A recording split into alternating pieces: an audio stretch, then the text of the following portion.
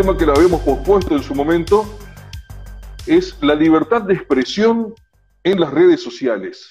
¿Está en peligro? Así es. ¿Está en peligro? ¿Qué, calculo, el tema lo propusiste vos. Sí. ¿Cómo ves la situación de la libertad de expresión, particularmente en las redes sociales? Bueno, la verdad, bueno, gracias primero por la invitación. Es un gusto, están haciendo un buen trabajo en la fundación de ustedes con invitando a referentes y gente amiga. Así que felicitaciones y gracias. Disculpame, tenés razón, Bueno, un poco, estoy yendo a los bifes y en realidad debería haber entrado por otra parte. Lo que pasa es que me distraigo un poquito con el tema de que nos veíamos o no nos veíamos. El señor es no, está bien. Eduardo Solo, es médico neurólogo, pertenece a la Fundación Liberar de la provincia de Córdoba, está en la ciudad de Córdoba, Así es. ha tenido la gentileza de unirse a nosotros en esta reunión que hacemos todas las noches desde el Club de la Libertad en la provincia de Corrientes, República Argentina. Mi nombre, por las dudas, es Tom Shahin, échenme la culpa en todo caso, pero el señor Eduardo de Solo es el que ha propuesto este tema hoy y vamos a estar tratando de darle forma, un análisis a la libertad de expresión en las redes sociales. Que Bien. ciertamente, si uno tiene que mirar inclusive hacia aquel gran país del norte, pareciera que está un poquito en peligro el tema, ¿no es así? Sí, es totalmente. Bueno, la verdad que es un tema a mí que siempre me interesó porque la verdad que, bueno, más en las últimas semanas, más que todo porque, bueno, estamos cansados de hablar de la cuarentena, pero una cosa lleva a la otra. Lo que se está viendo en las últimas semanas, yo nunca había visto algunos tipos de censura, digámosle, limitación de la libertad de expresión, porque no todo es censura, pero hay cosas que operan de forma similar. Por ejemplo, la corrección política no llega a ser una censura, digamos, no es algo vertical, una bajada de línea vertical operada de un poder, es más algo horizontal, que opera también acotando un poco las libertades de libertad de expresión, las opiniones, uno más se retiene con eso. Tiene que ver mucho con algo que está muy de moda, que es el tema del conformismo, ¿no? Había una psicóloga, creo, en 1950, que habían hecho un psicólogo, Salomon Asch, creo que era, que hizo un experimento de psicología social sobre el conformismo. Bueno, para los que no lo tienen fresco, juntó un grupo de individuos y les pidió que dijeran, le mostró un palillo, una línea, y le hizo señalar si era igual a otras tres opciones. Y en realidad todos eran cómplices, en el grupo había uno solo que era la víctima, digamos, que era el sujeto de la experimentación. Y bueno, no sé si recordaban ese experimento que casi todos dieron la respuesta equivocada y el tipo, aún sabiendo cuál era la respuesta correcta, nombra la respuesta equivocada. Y bueno, eso tiene que ver con la opinión de la mayoría.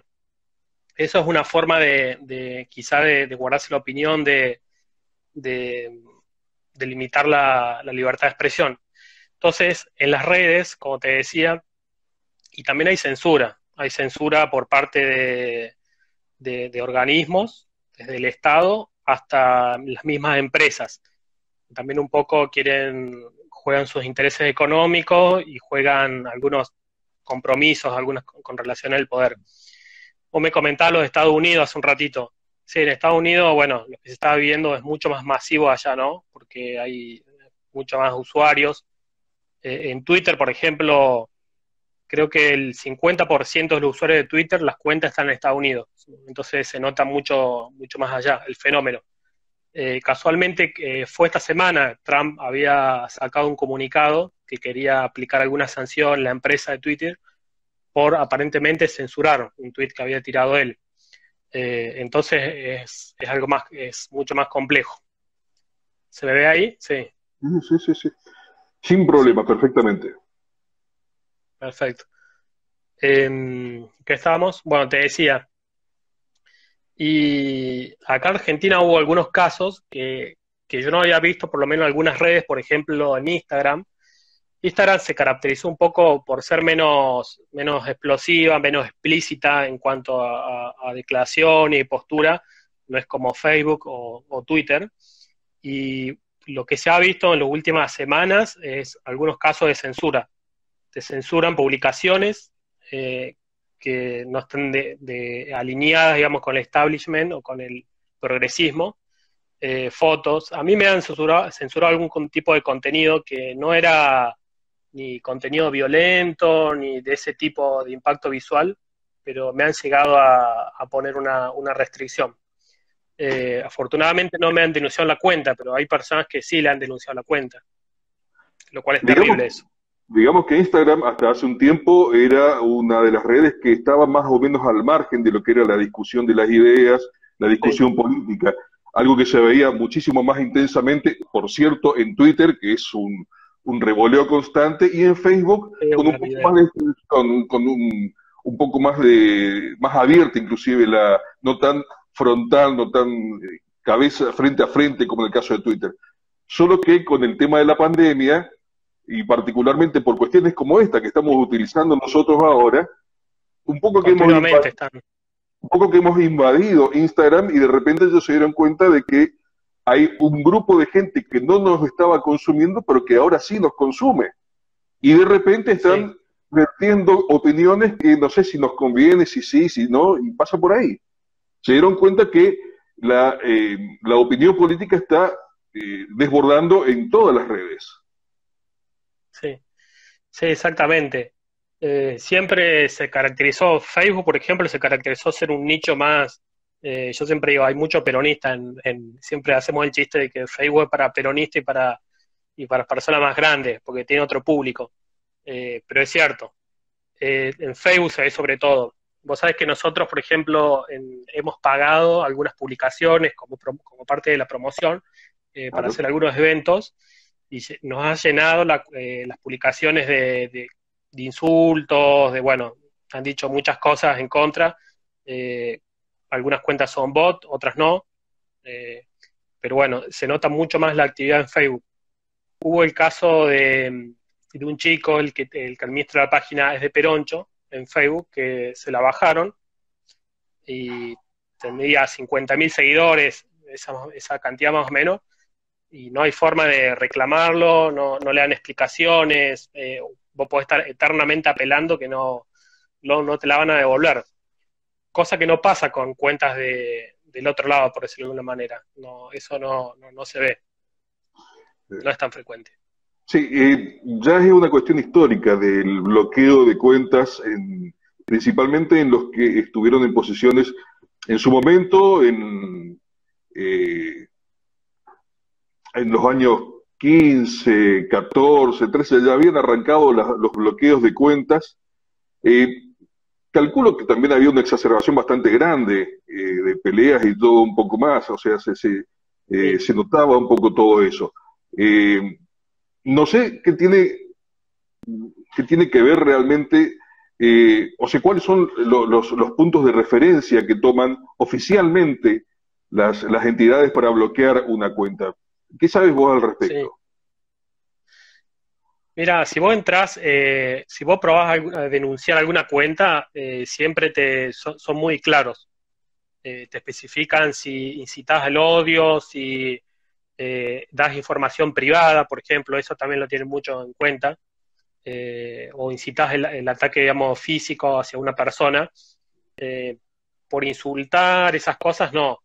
Inclusive Twitter, por ejemplo, hay mucha pornografía explícita donde no se censura, hay muchísima.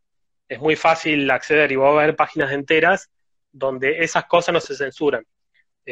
Tampoco debería censurarse, no sé si, digamos, cada uno en la red le puede dar el uso que quiere. Sí, ciertas actividades ilegales, bueno, eso es otra cosa, es otra cosa. Pero bueno, la venta, la promoción de drogas, por ejemplo, esas cosas sí se censuran, obvio. Pero lo que pasa es que también hay muchas cuentas que operan juntos, en grupo, y hacen lo que llaman los linchamientos, digamos. Claro. Hay grupos de WhatsApp donde se juntan, denuncian, che, esta cuenta, mirá lo que está opinando y publicando, y te mandan todo troll o no troll, digamos, todas las cuentas juntan a hacer denuncias masivas. Con lo cual muchas prosperan y otras no. A veces te agarran por algún insulto, alguna cosa que en el calor de una discusión a lo mejor una persona llega a pasar, y bueno, y se agarran de eso y te suspenden cuentas con muchos seguidores y demás. Vos sabés que el caso esto de los linchamientos, hay un caso que es anecdótico en España que pasó en el 2005. Había una escritora que pasó en las redes. Recién estaba empezando todo esto de las redes, ¿no? Había una escritora que había escrito un libro sobre el bullying en el colegio. Y ella lo escribió de una forma un poco irónica, sobre el machismo, sobre el bullying. Lo leyó una persona que no estuvo muy de acuerdo con eso, no sé si lo sacó fuera de contexto porque el libro iba en contra del bullying, digamos, ¿sí? El machismo. Y lo denunció. Empezó a hacer una página, como esas páginas, viste, de firmas digitales. Hay una muy conocida, .org, que bueno, son de... Sí, exactamente. Bueno, esas son firmas digitales para seguir peticiones y darle fuerza a las peticiones y demás. Puso el nombre de la autora, bueno, la autora se terminó enterando cuando ya estaba muy avanzado, había 5.000 personas, llegó a 34.000 personas, y un escritor que se tomó el trabajo de seguir el caso, porque esto fue mediático, estuvo en los canales de televisión, y agarró y le estuvo preguntando a la gente, porque también te da, viste, la oportunidad de dejar tu nombre, la firma asentada, y le fue preguntando y la gente decía, no, yo el libro no lo leí, lo firmé porque me pareció una buena causa. Casi el 100% de las personas nadie había leído el libro, o sea, totalmente fue sacado de contexto, y el daño que se puede hacer es impresionante. A eso le llaman poscensura, el tipo no sé si fue el que inventó el término, pero a él le puso poscensura, y bueno, es algo que se tiene que lidiar hoy en día. Está basado en la posverdad, digamos, tiene mucho que ver con todo lo que estamos teniendo que lidiar en estos tiempos, lo que se refiere a fake news, que vienen desde un lado, vienen desde el otro. ¿Consideras que tiene mucha influencia todo eso dentro de, o sea, en este mismo contexto de las redes, el tema de las fake news es algo que tiene una relevancia ¿a qué nivel considerás vos en este momento? Yo creo que tienen relevancia porque estamos continuamente bombardeados de información que inclusive a veces vemos los titulares nomás y no leemos la noticia. Nos aparecen las columnas con los títulos de noticia al costado de una página que entramos. Muchas veces no entramos en detalle a ver. Eso yo creo que tiene influencia. Lo que pasa que, bueno, hay mucha gente que está bien informada, tiene más pensamiento crítico y bueno, y ya le suenan las alarmas. Pero mucha gente que no tiene el tiempo de informarse de determinados temas, bueno, son los más vulnerables. Y no importa la verdad, eso es algo que es, digamos, el objetivo principal es el efecto que ocasionás después. Digamos que es algo que lo hemos visto durante bastante tiempo, durante los últimos 15 años, con toda tranquilidad. O sea, el reino de la posverdad es absoluto, principalmente en los medios, en los oficiales, los pseudo-oficiales, y por supuesto a partir de todos los grupos de gente que accionan y trabajan sobre las redes. De todos modos, las redes, calculo yo, todavía siguen teniendo ese lugar donde nosotros podemos estar charlando y donde podemos estar justamente compartiendo otro punto de vista. Considerar que esto está en peligro es una posición que la venimos considerando ya desde, como te decía, hace 5, 6, 7, 8 años a nivel local. Siempre se ha tratado de influenciar. Pero ¿consideras que en este momento estamos con una situación un poco más comprometida respecto de la libertad de expresión en las redes? Sí, yo creo que es más comprometida por el hecho de que se ha hecho más masivo el uso, se han integrado mucho más en la televisión, por ejemplo. Antes estaban como al margen, ahora en la televisión casi todos los programas, los noticieros, tienen segmentos de redes sociales, sacan noticias de redes sociales, por ejemplo. Entonces, creo que estamos más expuestos a eso, ¿no? Inclusive hay mucha gente que ya ha apagado la tele y se informa de redes sociales, YouTube, de fragmentos, ya no ve tanto tele. Inclusive la prensa escrita también, digamos, eso ha disminuido un poco, digamos, el papel.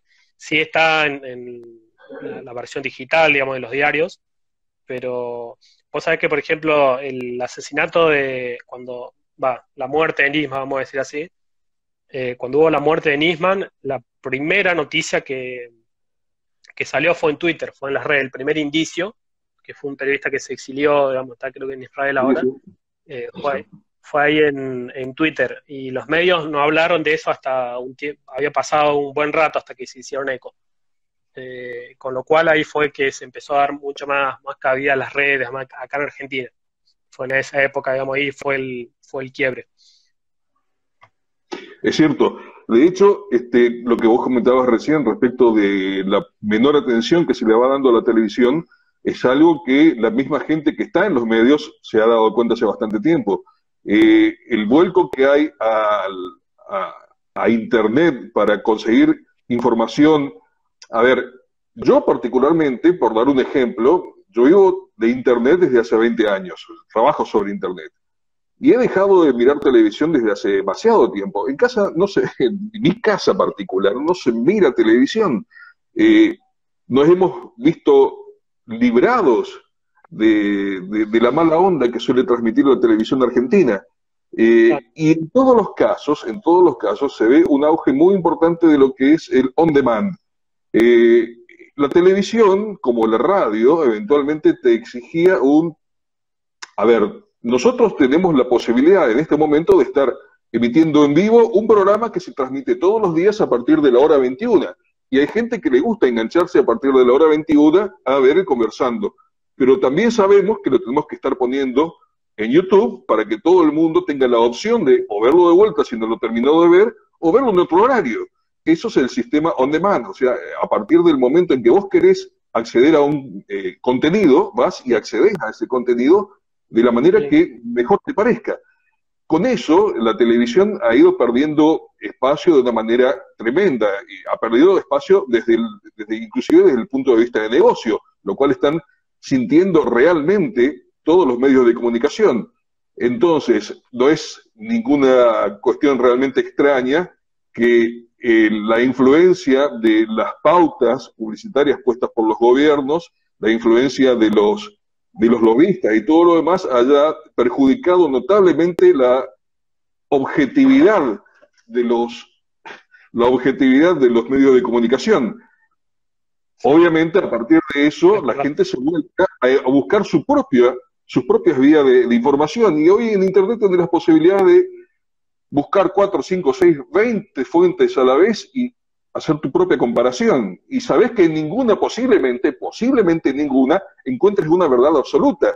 Así que vas a tener que hacer un constante balanceo de qué es lo que estás viendo. Es verdad. Es verdad, vos fíjate que también en la tele has escuchado el discurso de que las redes, cuidado con las redes, que todo es falso, cuidado. Está también ese discurso por parte de la tele porque están viendo que cada día tienen menos audiencia. Inclusive me parece que es el Intratables, el canal, el programa que sale por América, tiene mucha más audiencia en YouTube, lo ve mucha más gente en las reproducciones que en vivo. Es cierto. Eso, entonces, bueno, ellos lo saben y lo tienen en cuenta. Particularmente en un programa como Intratables, verlo en YouTube te da la posibilidad de decir, no quiero. Esta parte le voy a dar bolilla. No, insoportable, sí. Y lo pasas de largo. Porque sí, ciertamente hay inmensas partes del programa que son absolutamente imbancables. A ver, uno de los ejemplos que podés encontrar respecto de cómo ha perdido objetividad, cómo ha perdido, inclusive en los países donde el periodismo siempre ha tenido una virtud en cuanto al compromiso de llevar la noticia y llevar la verdad. Vos hoy en día te das cuenta que algo que no se utiliza tanto en la Argentina somos mucho más improvisados. el periodista, el anchor que está frente a la cámara funciona de otra manera, pero los anchors, los periodistas que están frente a la cámara Sí, en una emisión de noticias en los programas del resto del mundo, trabajan en un 90% con teleprompters. Y vos te das cuenta que en las diferentes cadenas y en las diferentes sucursales de cada cadena, cada uno de los periodistas dice exactamente el mismo mensaje, exactamente las mismas palabras. Están todos guionados. sí, Entonces, el trabajo del periodista pasa simplemente a ser una cámara, una cara frente a la cámara, claro, emitiendo un mensaje. sí. El efecto teleprompter se ve muchísimo en la televisión norteamericana. Sí. Bueno, Algo que acá, casualmente sí, salió, no, ¿me escuchás? Sí. sí, sí, sí, sí, sí. Salió la noticia de Nicolás Luca, ¿viste? El periodista este que está en uno de los canales ahí de Buenos Aires. eh, Le bajaron la línea y le dijeron que no, por la postura previa que tenía, no era ético que tratara determinados temas. Esto salió ayer hoy fue la noticia. Con lo cual, y la compañera la pusieron en ese rol. No se quedó callada, pero ya él lo sacaron. Con lo cual es como decís vos, digamos, tenés que encajar y no tenés tanta libertad para opinar. Hay de todos, periodistas de todo tipo, digamos. Y siempre está la discusión de que si existe o no la libertad del periodismo militante. Viste que hace unos años estuvo muy en boga la discusión en el kirchnerismo sobre el periodismo militante. Si el periodista debería ser militante o no, debería ser más objetivo. Esa es una discusión que siempre estuvo. Desde mi punto de vista no existe totalmente la objetividad, digamos. Siempre uno transmite, aunque no quiera, algo de su visión, digamos, personal, imprime algo enmarca la noticia, digamos, pasa por un proceso de enmarcado. Pero otra cosa es ser, no tomarse con responsabilidad y honestidad, digamos, el trabajo, que es algo totalmente diferente, digamos, ¿sí? Claro, ahí pasaríamos a analizar directamente, en todo caso, la función del periodista. ¿Hasta qué punto la Sí, función del periodista, del comunicador, pasa por la verdad absoluta, la verdad, aunque le duela, o sí va a pasarla por su filtro subjetivo? No sé, sí. yo no me sentiría muy autorizado para hablar del tema, incluso lo llamaría, en este caso, a Alberto Medina Alberto, sí, Méndez, Alberto. que no solamente es el presidente del club, sino que aparte es un periodista y que tiene ya una trayectoria bastante importante acá en el Nordeste. Pero bueno, volvamos a lo nuestro antes que volver a Sí. poner el punto sobre el periodismo o no.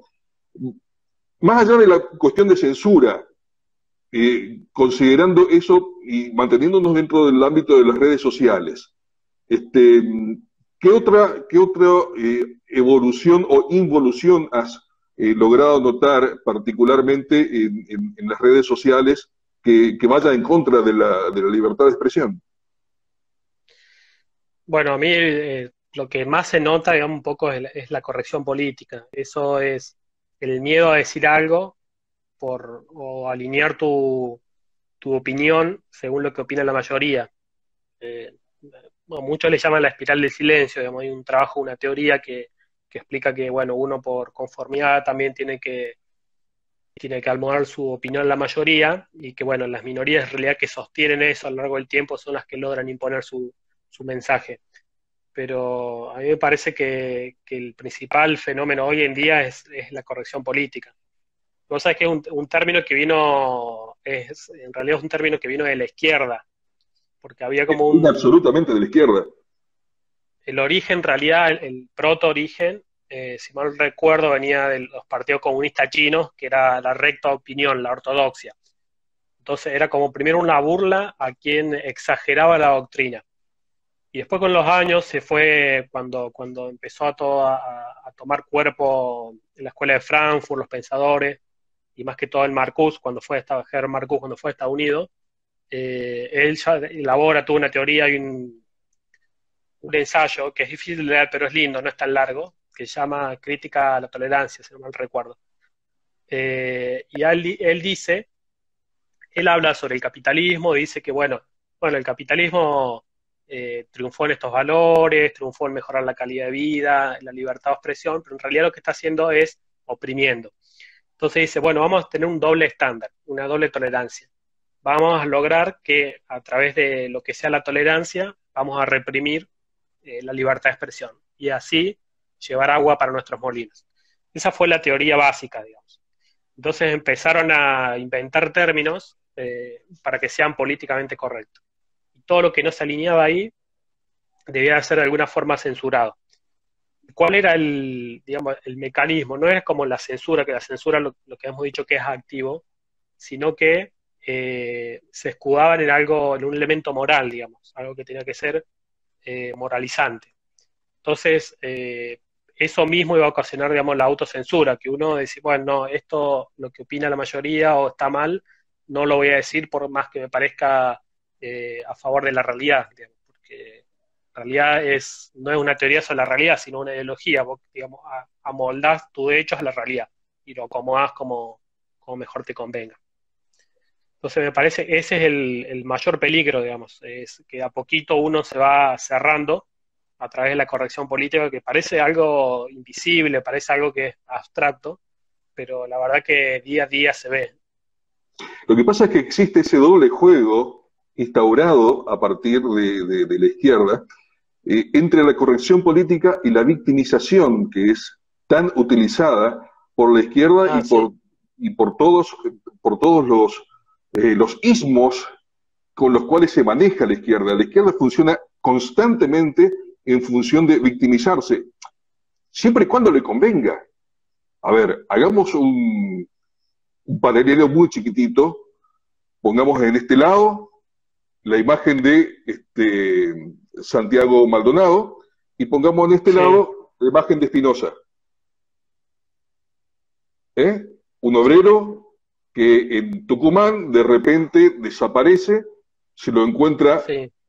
oleado a Oh, un precipicio con una bala puesta directamente, o sí, sea, hay un disparo, no es una persona que terminó ahogándose sola, no, con peritos y todo lo demás. Ahora, vos viste una manifestación por parte de la no, izquierda, una, a ver, todo lo que tiene que ver con victimización y corrección política es según el momento. Y de repente nos encontramos con ciertos grupos, quizás inclusive grupos etarios que se encuentran cohibidos al momento, no, no podemos estar diciendo eso, no podemos, no, pobre gente, y entonces la corrección política entra por ahí, entra a funcionar nuevamente desde lo emotivo, desde ese lado que tanto siempre ha manipulado la izquierda. Eh, sí, Digo, me parece, esa conjunción de cosas donde la corrección política hace que vos te sientas culpable cuando exigís algo, cuando pedís algo, o cuando decís, mi vida es número uno, cuando decís, el egoísmo es correcto, cuando decís que lo importante es todo lo que nosotros desde la libertad sabemos exigir, sabemos pedir, sí. y de repente tenemos esa nefasta situación de la corrección política que hasta que alguien se da cuenta de lo que ocurre realmente, la corrección política lo ha minado en su capacidad de opinar y en su capacidad de responder ante toda esa coacción de parte de las fuerzas de la izquierda. Sí, sí, lo de la victimización es terrible, digamos, y ocurre en todos. Ocurre todo lo que está pasando ahora, ¿viste? En las redes, hay muchos videos ahora con esto que pasó en Estados Unidos sobre el racismo, y, y hay muchos negros que le dicen a los otros, no tenés que victimizarse, ese no es el camino para reclamar cosas. Ponerte en papel de víctima no te va a empoderar. También pasa con el feminismo. Digamos, la mujer se la trata como una víctima que no puede valerse por sí misma, y bueno, y se crean todos estos artificios para intentar de compensar. Vos pensás en el cupo, por ejemplo, en el cupo, digamos, político, por ejemplo. Digamos, ahí se la está victimizando la mujer, se la está tratando de una situación de desigualdad. eh, Va a existir políticos de cupo y políticos sin, o sea, es lo mismo que los artistas, ¿entendés? Digamos, se está desenfocando el problema y no tratándolo en el fondo. Habría que evaluar, proponer un poco más la lectura de Sowell, un querido escritor negro libertario, que siempre estuvo muy en contra de toda la victimización, justamente por decirlo de alguna manera, de su raza, de los negros en los Estados Unidos. Ayer estaba compartiendo un pequeño video donde aparecía una mujer que decía, dejen de ser hipócritas, Sí, el Black claro. Lives Matter tiene una relación directamente, bueno, lo tenés que haber visto, bueno, en todo caso, inclusive después lo podemos estar compartiendo de vuelta. Sí, es cierto. Sí. Justamente acá vienen los comentarios. Dice Javase Karina, Karina Javase debe ser. No le digas negros o morenos, cuando los matan pasan a ser negros, dicho por ellos mismos. Sí, lo puso en su muro, dice. Eduardo, ¿qué nos está quedando? Para hablar, estaba leyendo los comentarios. ¿Qué? Hola, se tildó. No, Ahí yo estoy. simplemente me quedé callado. Contame, ¿nos está faltando algo? No, que hablaba un poquito de todo ya. En este momento no se me ocurre, pero No hace falta que lo estiremos forzadamente, creo que ya hemos entendido de cuál era la intención del conversando de hoy. La libertad de expresión estará en peligro cuando nosotros mismos permitamos que esté en peligro. Yo creo que pasa por ahí, sí, pasa por la sí, decisión de cada uno de nosotros, siendo redes sociales, el darle importancia o no a la verdad y saber que somos capaces de transmitirla realmente desde el punto de vista personal del individuo. Querido Eduardo, totalmente. el micrófono es tuyo para que le des un punto final a esto y si querés despedirte y saludar a tu Sí. gente y todo. Bueno, no, totalmente lo que decís, estoy de acuerdo. La libertad de expresión para mí es restricta. La censura nunca solucionó nada. Es más, inclusive a veces le da más publicidad si vos querés censurar algo, ¿no? Eso suele pasar a veces, que se vuelve en contra. Yo creo que, como siempre, el problema o la solución en realidad está en manos de la educación. ¿Viste? Como decía un prócer nuestro, todos los problemas son problemas de la educación. Eh, Así que bueno, en realidad si vos considerás que no es una conducta adecuada, la respuesta no es, como siempre, la censura, sino la educación es el camino. Y bueno, informarse bien para estar más prevenido y aprender a detectar estos pequeños mecanismos, saber que existen, la fake news, la desinformación, los encuadres, los bots, todas estas cosas bueno, que nos influyen después en nuestra manera de ver el mundo. Para terminar, no, quiero, bueno, agradecerte a vos y por todo el trabajo que están haciendo en la fundación, y bueno, invitarnos a que nos sigan en las redes, nuestra fundación Punto Liberar, es en Instagram, estamos en Facebook y en Twitter también. Así que bueno, son todos bienvenidos los que quieran trabajar y seguirnos. Se me tiró. Ahí está. Fantástico. Ya que estamos acá, vamos a aprovechar y ya voy a tener la manera de poner esto en pantalla para que quede un poquito mejor, pero voy a recordar a la gente que aprovechen, a todos los que tengan cuestiones respecto de si es correcto o no la autocensura en cuanto a la corrección política y en cuestiones raciales, léanlo a Thomas Sowell. No pierdan esa oportunidad. Fue un descubrimiento muy interesante que hice yo el año pasado, teniendo que dar una charla finalmente sobre él, y el negro se ha convertido en uno de mis estandartes, Thomas Sowell, acuérdense de él. Muchísimas gracias, Eduardo querido. Saludo a todos los cordobeses, Gracias, saludo a toda la gracias. Fundación de Dejar, son todos unos grandes, excelentes amigos. Muchísimas gracias por tu tiempo, gracias por tu generosidad. Y bueno, un saludo a todos. Nosotros nos estamos encontrando nuevamente aquí a partir de las 21, mañana nuevamente en otra edición más del Conversando con el Club de la Libertad. Un gusto, amigos. Nos estamos viendo. Chao. Hasta luego. Chao, chao.